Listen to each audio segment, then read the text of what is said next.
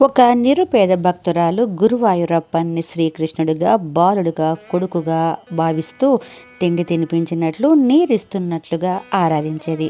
అలా ఒకసారి గురువాయూర్ వెళ్ళి గురువాయూరప్పన్ని చూసి వద్దామని అనుకుంది. కానీ తన దగ్గర ఇవ్వడానికి ఎలాంటి కానుకలు లేవని కొన్ని తన ఇంటి ఆవరణలోని గురువిందలని మూట కట్టుకొని బయలుదేరింది.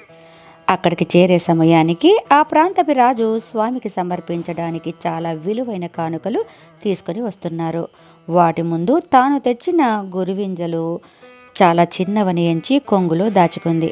కానీ గురువాయూర్ కోవెలలోని మూర్తి నుంచి ఒక స్వరం, మా అమ్మ నా కోసం ఆడుకోవడానికి బొమ్మలు తీసుకుని వచ్చింది, నాకు ఇప్పించరు అన్న ఆ స్వరానికి రాజు ఆవిడ దగ్గర ఉన్న ఈ గురువిందెలను స్వామికి సమర్పించాడు. ఇది గురువాయూరప్పన్ యొక్క మహత్యం.